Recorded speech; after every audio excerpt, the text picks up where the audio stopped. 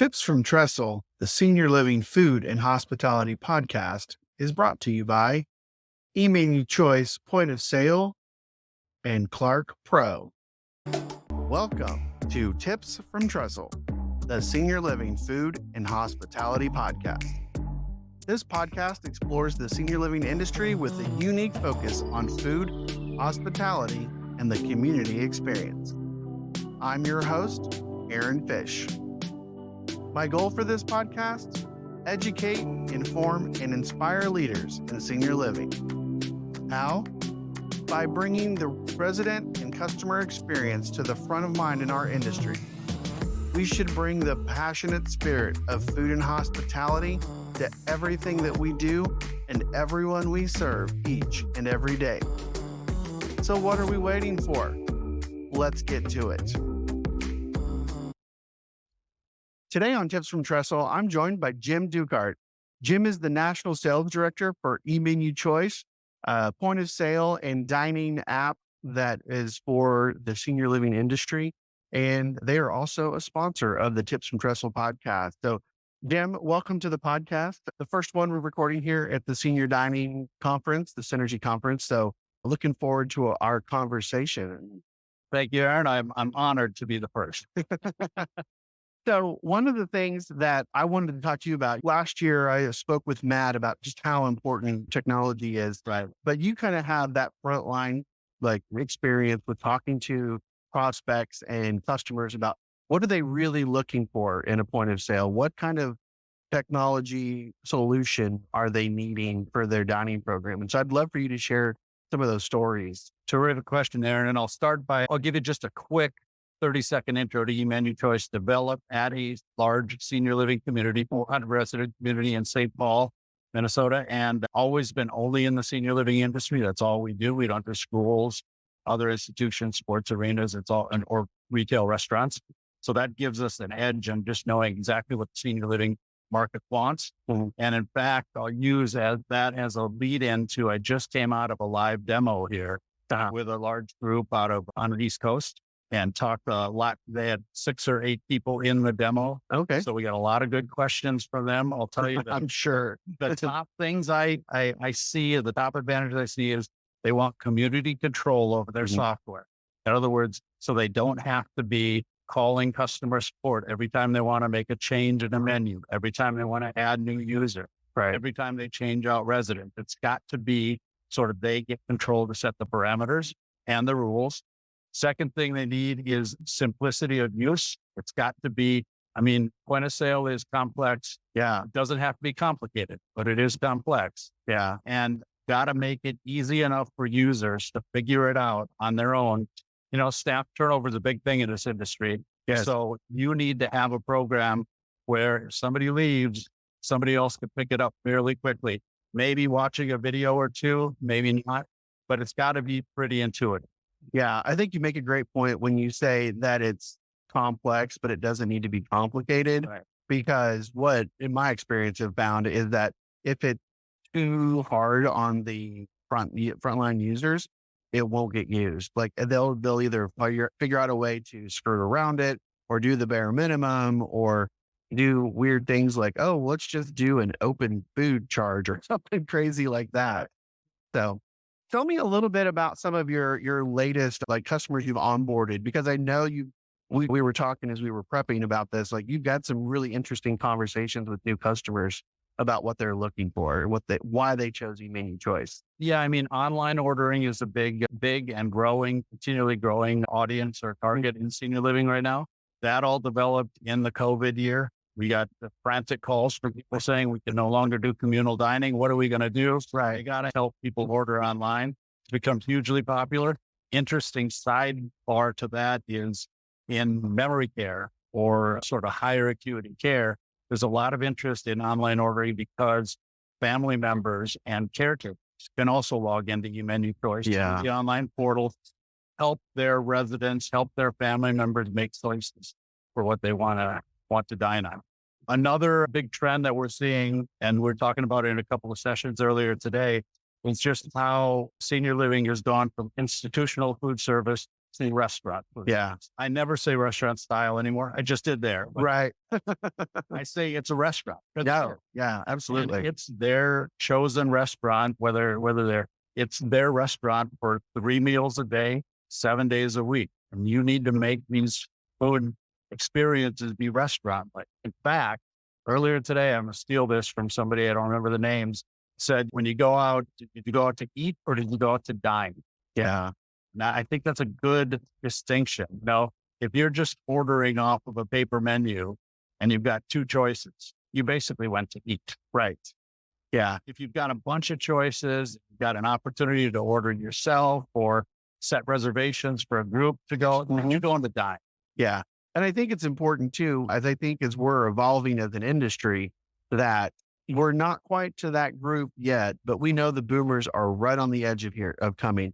And the expectations of, like you said, a paper menu with two choices, that's the daily special menu. And they expect to have something on the backside of that that's going to have 6, 8, 10, 12 options that's changing on a regular basis. Because again, they're expecting to come and dine because they have this more worldly experience of traveling and different types of cuisines. And so one of the things that I don't know how many other point of sales do this, but from my experience, eMenuChoice is really good with the way you have like your system set up. I see it sitting right over here. And so having the pictures for iPad everything, right, you can see it. yeah, we can do a little zoom in on that as we're talking about it, but you can see that it's got the pictures of the items, the descriptors are on there. I think it's such a great like example of innovative thinking about like the front end user. How do we take those? Maybe it's a caregiver, maybe it's a high school student,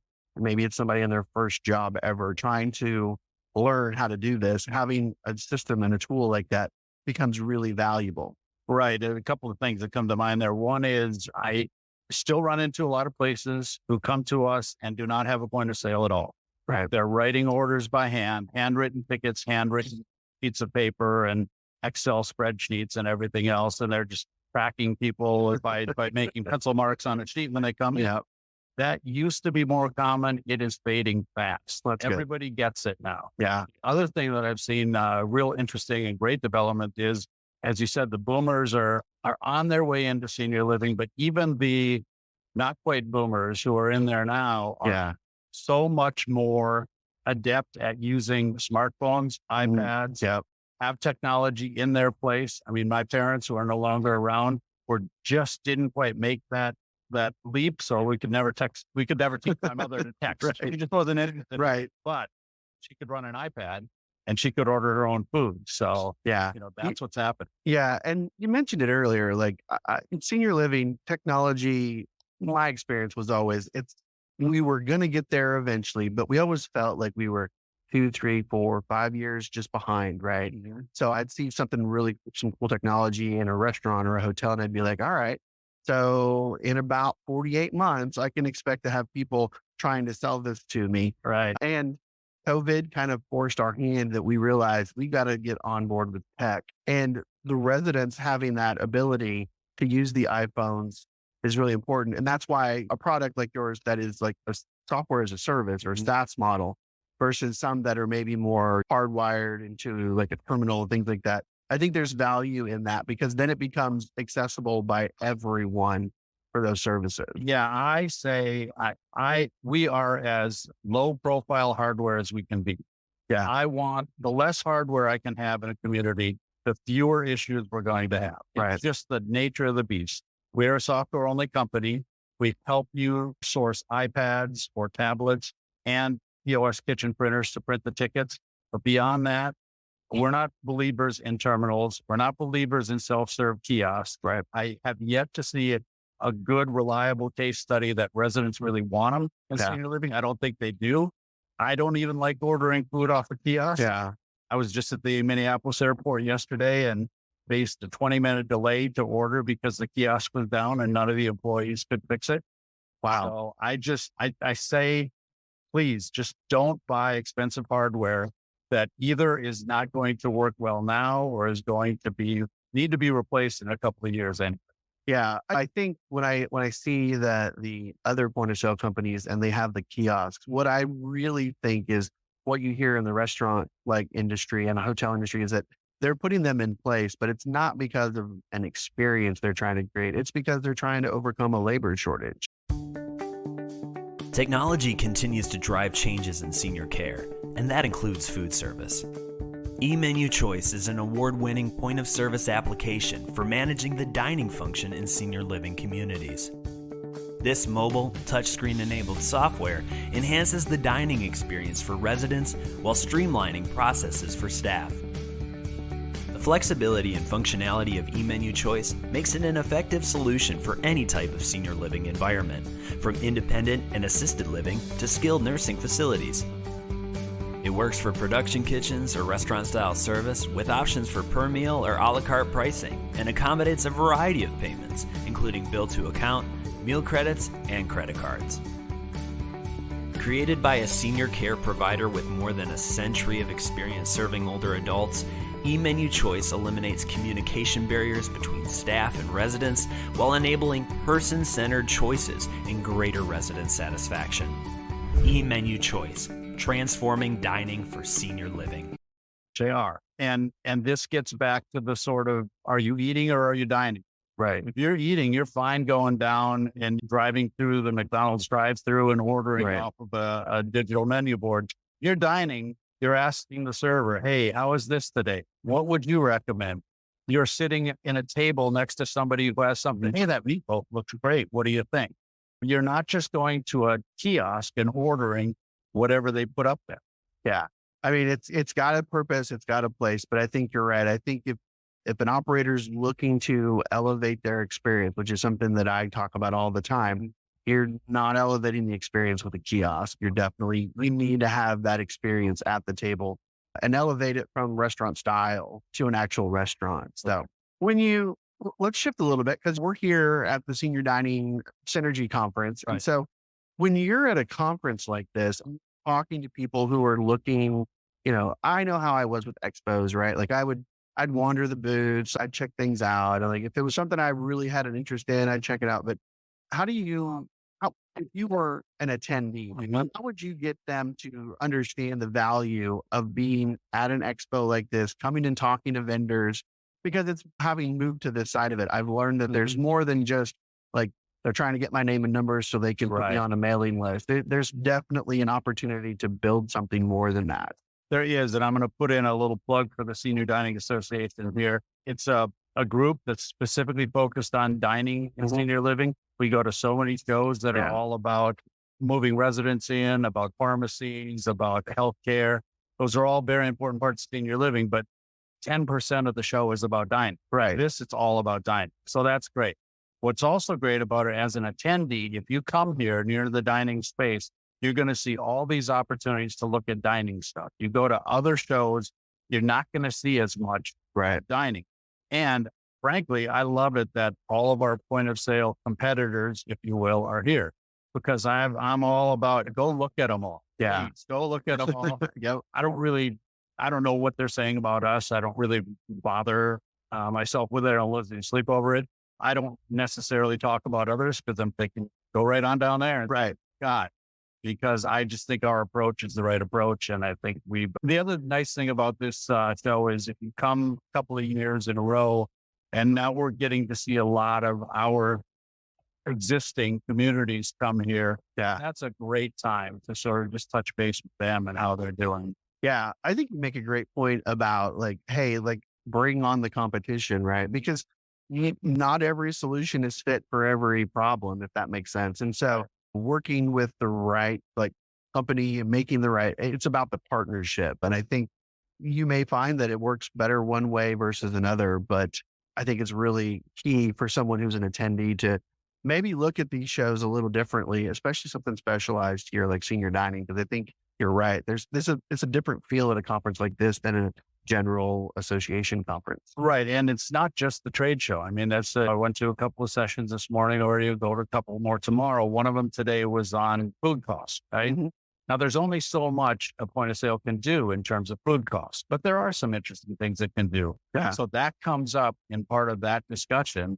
And anybody who's sitting in there, a dining manager or a CFO from a dining department or a community can sit in there and they'll think, oh, I never thought of that. I never thought of running those reports. I never thought that interesting, just sidelight, has nothing to do with eMenuChoice. Was plate size. Oh, yeah. Talking about portion size and then plate size. Yeah. And for me also, I love being in this industry. I love being in this sector of the industry, the dining sector. Yeah. But I find it just energizing to listen to what people are doing all the time. I don't get enough chances to go into senior dining kitchens and see how it happens. But I love meeting with people and talking about it here. Yeah. You mentioned something there that I think is interesting is like being able to, as the provider of the system, right? The point of sale provider, like to be in those sessions and hearing what people are talking about, where their pain points are. That's an opportunity for you to go back to the eMenu team and say, hey, Matt, hey, Dan, like we want to make some improvements because I was just at the conference and I heard like 20 of our potential customers say, this is something they're looking for and nobody does it yet. Right. Yeah, there's some of that. It's also interesting. I mean, you hear questions and comments in the sessions about our provider is so and so and so and so, and we can't figure out how to do this, or they need to talk to us more frequently and all this kind of stuff. And I kind of sit back sometimes and I think for eMenuChoice, our most successful and the largest volume of our new users don't contact us a whole lot after the first couple of months. And to me, that's a testament to terrific software. I have nothing to do with that. Right. People who did it before I came in. But it's great to have a product that's so good that once you go through the initial onboarding process, get people going, it's sort of like, oh, we better check in with them. We haven't heard them for a while. Now we are able to watch, of course, what's going on in their system. So we will know if there's a problem. But the fact that we don't hear from them is a good. Yeah. There are definitely times when the no news is good news does not apply.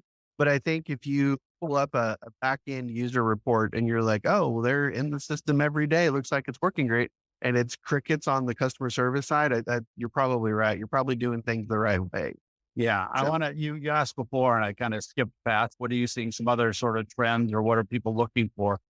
I'm finding a lot of what we call expansion business. In other words, we've gone into one community that's a larger organization and now they've had a chance to be with us for, sorry about that. No worries. Give me a cough button or editing it. Anyway, they've been with us for a year or so. Now they're ready to add 4, 5, or 6 more communities. I think that's a great way to grow POS. My personal opinion is I don't advise trying to go into 20 or 30 communities at once. It's just because of printers, because of everything else that needs to be put into place in a point of sale system. Do it in a measured way. Yeah. Well, and in my experience, I've rolled out more point of sale systems than I want to admit. Right. But what you're saying is right on because I remember having conversations with some higher level key stakeholders who were like, well, yeah, we've got all these communities and we need to get this done like within the next like 45, 60 days. And I'm just like, now we probably need to go to 1 or 2, get it right, make sure that we have a good plan, and then we can wash, rinse, repeat. And then I would imagine, and correct me if I'm wrong, but if you do it that way, I'm guessing that 2nd, 3rd, 4th, 5th rollout becomes significantly faster and smoother because you've got a kind of a repeatable process with all of that. We do. And again, our software is specifically designed to be as simple and straightforward to implement, use as it possibly can. That doesn't mean anybody can do it the first time without ever consulting us, right? That's not the way it works. But once you get the hang of it, once you understand how it's all been brilliantly designed, you'll see that and then what I have happening is corporate directors of nutrition are basically jumping in and becoming sort of our champions within the organization. And they're pulling their dining directors in and the regional dining director gets excited about it and says, hey, I want to move it to 3 of my other committees. So that's the way it should work. Yeah, no, that makes perfect sense. So, well, Jim, as we wrap up, is there anything that you want to leave our listeners with when you think about the things you've heard here this week at Synergy or customers you've talked to recently or anything about, any kind of big aha, I guess, if you will, about point of sale technology and why operators big and small should be looking at it? I think the one thing I think of is I just mentioned it earlier, there was a section on food cost, right?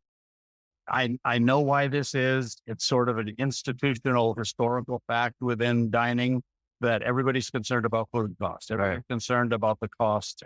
What's not being paid enough attention to is the revenue side. Operators and dining departments need to look at it like, hey, we can generate $15K a month of above the board revenue. We can generate $20,000. We can generate $1 million if we're a large enough organization in 6 months or a year.